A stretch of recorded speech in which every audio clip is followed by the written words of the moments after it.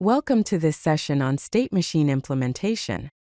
We will explore the conversion of state diagrams into circuit implementations. This process takes us from an abstract design to physical hardware.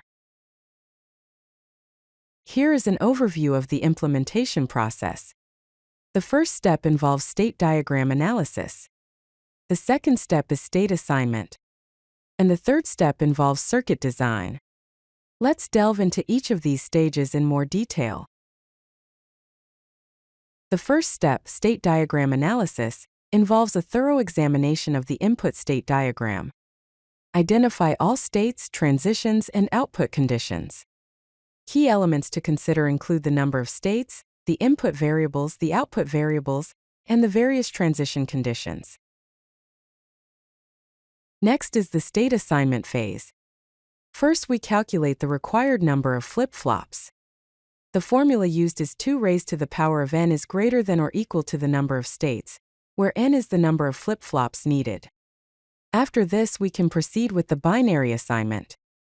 For example, state A can be assigned the binary code 00, state B can be assigned 01, state C can be assigned 10, and state D can be assigned 11. This is the state transition table.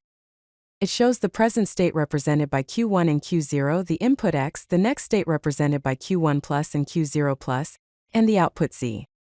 Each row in the table represents a possible transition based on the current state and input. Using Karnaugh Maps, we can simplify the Boolean expressions for the flip-flop inputs. This simplification leads to the derivation of the flip-flop input equations. Given here are a few example equations: D1 equals Q1 prime, Q0, X plus Q1, Q0 prime. D0 equals Q1 prime, Q0 prime, X prime plus Q1, Q0, X prime. And Z equals Q1 prime, X plus Q1, Q0 prime, X prime. The final stage is circuit implementation. This stage lists the components required, like D flip-flops, logic gates, interconnections, and a clock signal.